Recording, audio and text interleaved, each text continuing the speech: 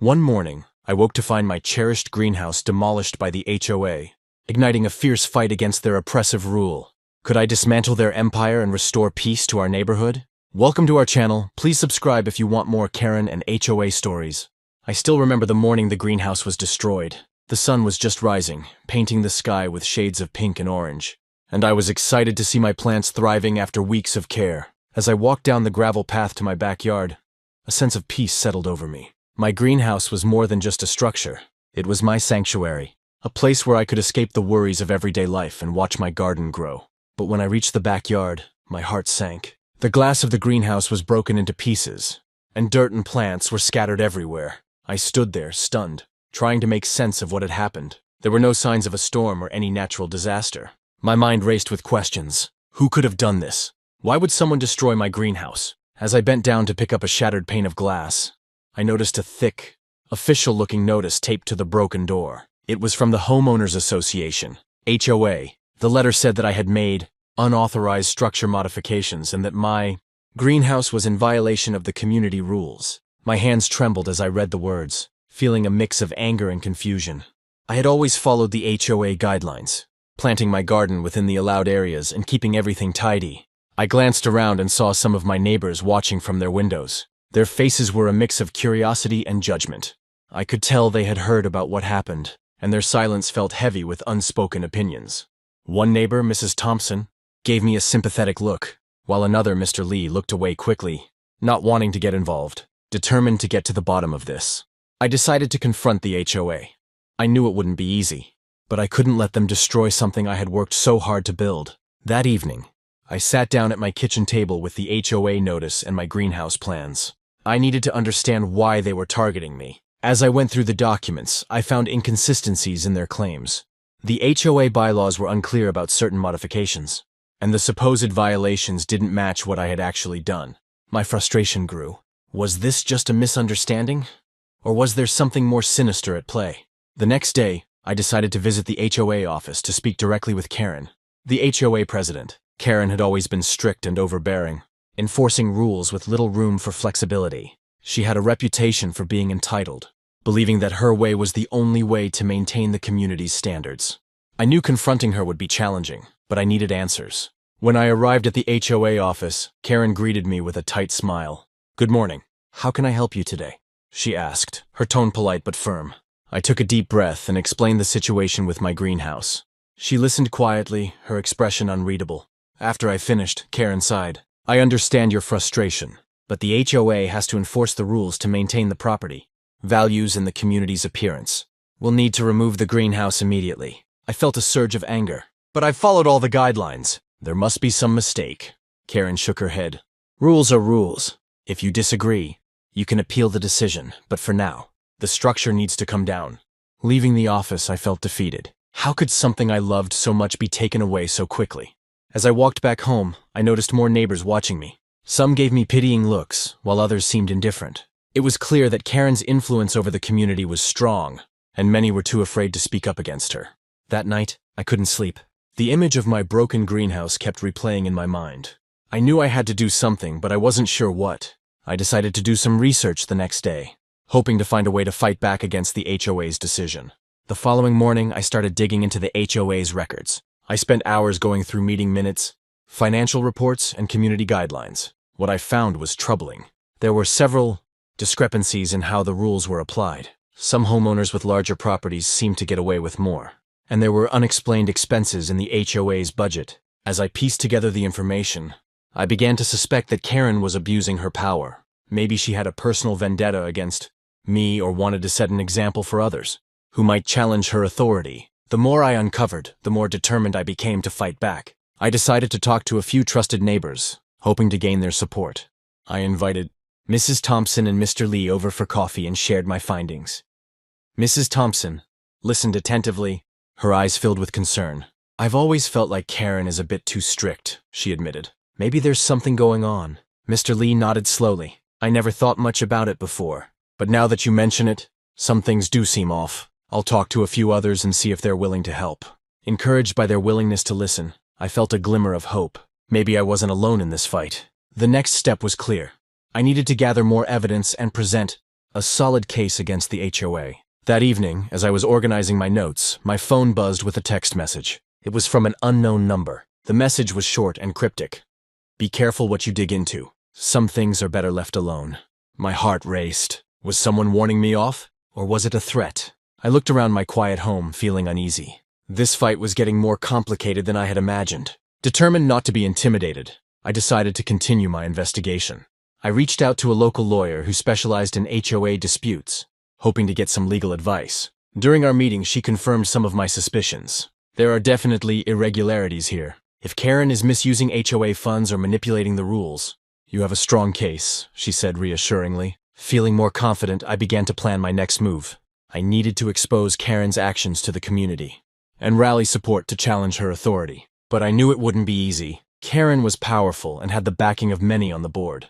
I needed to be strategic and careful to avoid any further backlash. As days turned into weeks, I continued to gather evidence and build alliances with other neighbors who were also frustrated with the HOA's overreach. We held secret meetings in my garage, sharing information and devising a plan to confront Karen and the board. The tension in the neighborhood was palpable, with whispers and side glances becoming more common as people took sides. One afternoon, as I was reviewing property maps and legal documents, there was a knock at my door. It was Mrs. Thompson, looking worried. I think someone was watching me, she whispered. After our last meeting, I felt like I was being followed. I'm scared. I felt a chill run down my spine. We need to be careful. Karen won't let this go easily, I replied, my determination hardening. We have to stick together. As the sun set on another long day, I couldn't shake the feeling that we were being watched. Every shadow seemed to hide a threat, every noise a sign of impending trouble. But the more I looked into Karen's actions, the more convinced I became that exposing her was the right thing to do, for me and for the community. One night, just as I was about to leave for bed, my phone buzzed again with another message from the unknown number. Stop now, or face the consequences. My blood ran cold. This was no longer just about a greenhouse. It was about standing up against someone who would go to any lengths to maintain control. I knew I had to press on, but the danger was becoming real. How far was Karen willing to go to protect her empire? And could I really take her down without putting myself and my neighbors at risk? As I stared out my window into the dark night, I made a silent promise to myself. I wouldn't let fear stop me from fighting for what was right. The battle against the HOA was just beginning, and I was ready to tear apart their empire to restore peace and fairness to our neighborhood. The next morning, I couldn't shake the feeling that something was terribly wrong. As I sipped my coffee, my phone buzzed with a message from an unknown number. Meet me at the old oak tree at sunset. I have information about the greenhouse. My heart raced. Was someone trying to help, or was this another trick from the HOA? Determined to find out, I decided to go. When the sun began to set, I arrived at the old oak tree, a quiet spot at the edge of our neighborhood. A shadowy figure stepped out from behind the tree. It was Tom, a neighbor I barely talked to before. He looked nervous and glanced around before speaking. I know who did this, he whispered. It wasn't a storm. Karen from the HOA ordered it. My mind spun. Karen had always been strict, but I never thought she'd go this far. Why would she destroy my greenhouse? I asked, trying to stay calm. Tom hesitated before continuing. She's been hiding something. The HOA meetings aren't what they seem. There are rules that benefit only a few, and Karen is at the top. Before I could ask more, Tom quickly walked away, leaving me with more questions than answers. I knew I had to dig deeper. That night, I stayed up researching the HOA's records. I found that their expenses were unusually high, but the details didn't add up. There were payments for things I didn't recognize and funds that seemed to disappear without a trace. Determined to get to the bottom of this, I decided to look at the property maps. I noticed that Karen had recently approved several new structures in the neighborhood, all benefiting her friends. It seemed like she was using the HOA to control everything and everyone. I felt a mix of anger and sadness. How could she do this to our community? The next day I talked to more neighbors. Some were scared to speak up, but others were starting to share their own suspicions. Mrs. Lopez, down the street, mentioned that she had been pressured to vote for Karen during the last HOA election. She threatened to fine us if we didn't comply, Mrs. Lopez said, her voice trembling. She made it clear that dissent wouldn't be tolerated. As I gathered more evidence, I realized I needed help. I reached out to a local lawyer who specialized in HOA disputes. She explained that the HOA had to follow certain rules, and that any irregularities could be grounds for legal action. Armed with this knowledge, I felt more confident, but also knew the battle was just beginning. However, not everyone was on my side. One evening, as I was leaving my house, I saw that my mailbox had been torn open and scattered papers were everywhere. Important documents I had collected were missing. My heart sank. Was this a warning? I couldn't let them scare me away. I decided to press on, even though fear gnawed at me. I also realized the power of media. I contacted a local reporter who was interested in stories about community struggles. We arranged an interview to expose the HOA's misdeeds. Sharing my story publicly felt risky, but I knew it was necessary to gain support. As I prepared for the interview, Karen seemed to tighten her grip on the neighborhood. She started showing up at community events, smiling and shaking hands, but her eyes held a cold determination. It was clear she wasn't going to give up without a fight. The tension in the air was palpable, and I could feel the eyes of the entire neighborhood watching our every move. The day of the interview arrived. I sat nervously in the reporter's office, explaining everything I had discovered. The reporter listened intently, taking notes.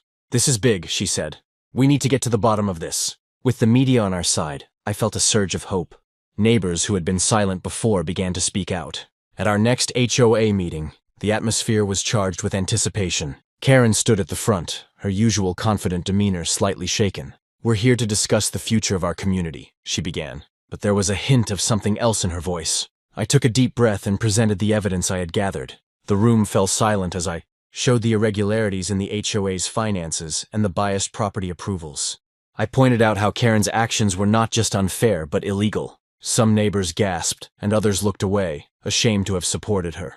Karen tried to defend herself, but her words were weak compared to the evidence I presented. "This is all a misunderstanding," she claimed.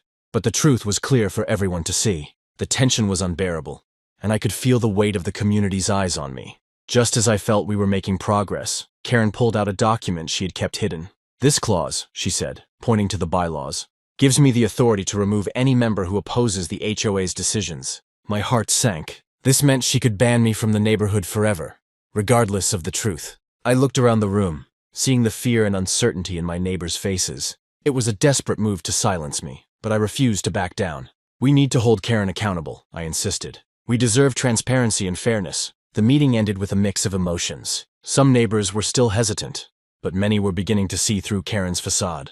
As I left the meeting, I felt both hope and worry. The fight was far from over, and I knew Karen wouldn't stop until she had complete control. That night, as I tried to sleep, I received another anonymous message. "Meet me again. I have more evidence." My curiosity was piqued, but I also felt cautious. Who could be helping me, and what dangers lay ahead? The next day, I received a package at my doorstep. Inside was a USB drive and a note. "All you need to bring Karen down is here, but be careful." My hands trembled as I plugged the USB into my computer. Files and photos filled the screen, showing Karen meeting with shady individuals and approving dubious projects that only benefited a select few. But there was a twist. The package also contained a small, threatening note. "Stop now or face the consequences." My blood ran cold. It was clear someone was watching me closely, ready to do anything to protect their secrets. I realized that exposing Karen was not just a fight for justice, but a battle for my safety and peace of mind. Despite the threats, I knew I couldn't back down.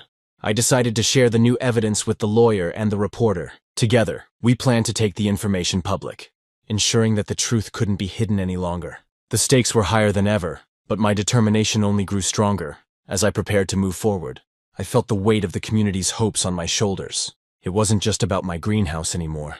It was about reclaiming our neighborhood from Karen's oppressive rule. The path ahead was uncertain, but I was ready to face whatever challenges came my way. The fight was intensifying, and I knew the next steps would be crucial in tearing apart Karen's empire and restoring peace to our beloved community. The morning sun barely peeked through my curtains when I heard a loud crash downstairs. My heart raced as I rushed to the living room, finding a large package on my doorstep. I picked it up carefully, noticing no return address. My hands shook as I opened it, revealing a stack of papers and a small, menacing note, "Back off or else." Fear mixed with determination. I knew this was Karen's way of trying to scare me into silence, but I wasn't going to let her win. I spread the papers on the table and saw they were photos and documents that could prove Karen was hiding something big. My mind raced with ideas on how to use this new evidence to take her down once and for all. I decided to call my friend Lisa, who was good with computers and knew how to find hidden information online. "Lisa, I need your help," I said, explaining everything. She agreed to meet me that afternoon to go through the documents together. As I hung up, I felt a surge of hope. Maybe we could finally expose Karen's secrets. Later that day, Lisa and I sat at my kitchen table, examining the evidence. We found emails showing Karen had been misusing HOA funds and property maps that didn't match our neighborhood's layout. "This is it," Lisa said, her eyes wide. "We have enough to prove she's been stealing and lying." With the evidence in hand, I reached out to a local reporter I knew, Tom, who had covered community issues before. "Tom, I have something big to share," I told him, feeling a mix of nerves and excitement. He agreed to meet me the next morning to hear my story. That evening, I noticed strange shadows moving around my house. My windows were covered, and I couldn't see who was outside. My mind flashed back to Karen's threats. I took a deep breath, reminding myself to stay calm and focused. I wasn't going to let fear stop me from fighting for what was right. The next day, I met with Tom at a quiet cafe. I showed him all the evidence Lisa and I had gathered. "This is incredible," Tom said, flipping through the documents. "If what you're saying is true, this could really shake things up." We agreed to work together to bring Karen's actions to light. Back at home, I started preparing for the upcoming community meeting. I knew Karen would try to twist the truth again, but this time I was ready. I printed copies of the evidence and made a clear, simple presentation to show everyone what was really happening. I wanted to make sure every neighbor understood the impact of Karen's actions on our community. The night before the meeting, I couldn't sleep.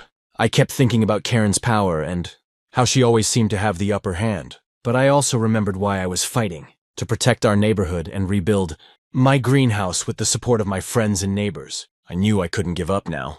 The day of the meeting arrived, and the community hall was packed. Karen stood at the front, looking confident and in control. "Thank you all for coming," she began, her voice strong. "I want to announce a surprise vote to dissolve the HOA immediately." Gasps filled the room. I took a deep breath and stood up. "Wait, Karen. Before we do that, I have something important to share." I held up the evidence, letting everyone see the photos and documents. "These show how you've been misusing HOA funds and manipulating our community for your own benefit." Whispers spread through the crowd as neighbors looked at each other, surprised and confused. Karen tried to maintain her composure. "These are baseless accusations," she snapped. "I've always acted in the best interest of our neighborhood." But the evidence was clear. I continued, "I've worked with Lisa and Tom to uncover the truth. We can no longer trust someone who hides the facts and puts their own interests above ours." Tom stepped forward, nodding in agreement. "We've spoken to several neighbors who are ready to support this cause. It's time for a change." The room buzzed with tension. Some neighbors began to nod, seeing the truth in my words. Others looked uncomfortable, unsure of what to believe. Karen's face turned red with anger. "You think you can ruin everything I've built? This community needs structure and rules to thrive." I stayed calm, speaking clearly and firmly. "Yes, I believe our community deserves honesty and transparency. We need to work together, not let one person control everything." As the meeting continued, more neighbors came forward, sharing their own concerns and experiences with Karen. The support grew, and it became clear that Karen's influence was waning. I felt a wave of relief and hope wash over me. Just when it seemed like we might reach a breakthrough, Karen pulled out a final piece of evidence, a hidden clause in the HOA bylaws that could ban me from the neighborhood permanently. Gasps echoed through the hall once again. I felt my stomach drop, but I refused to let her intimidate me. "Is this clause real?" I asked, holding up the document. "Can you really use this to silence me and everyone else who stands up against you?" Karen smirked, but there was a hint of uncertainty in her eyes. "We'll see what the vote decides," she replied, clearly rattled. The room fell silent as everyone awaited the decision. I knew this was a critical moment. Taking a deep breath, I addressed the crowd one last time. "No one should have the power to ban someone from their own home. Let's vote on Karen's actions and decide the future of our community together." Hands began to raise and votes were cast. The tension was thick, but the outcome was clear. The majority voted to remove Karen from her position and to dissolve her control over the HOA. Cheers erupted in the hall as Karen was forced to step down, her empire beginning to crumble. As the meeting ended, neighbors came up to me with smiles and words of thanks. We had done it. We had stood up against oppression and won. I felt a sense of accomplishment and unity that I had never felt before. Together, we would rebuild our community, ensuring that everyone had a voice and that fairness prevailed. Walking home that evening, I looked at my neighbors chatting happily and felt a deep sense of pride. My greenhouse might have been destroyed, but through this battle, we had grown stronger as a community. I knew there would be challenges ahead, but with everyone's support, we could overcome anything. As I unlocked my door, I saw a group of neighbors waiting to help rebuild my greenhouse. Their kindness and solidarity reminded me why I had fought so hard. Together, we would create a beautiful space once more, a symbol of our resilience and unity. The fight against Karen and the HOA had changed everything, but it had also brought us closer together. I realized that standing up for what's right wasn't easy, but it was worth every effort. Our neighborhood was now a place where everyone could thrive, free from fear and control. And as I began to plan the reconstruction of my greenhouse, I felt hopeful for the future we were building together.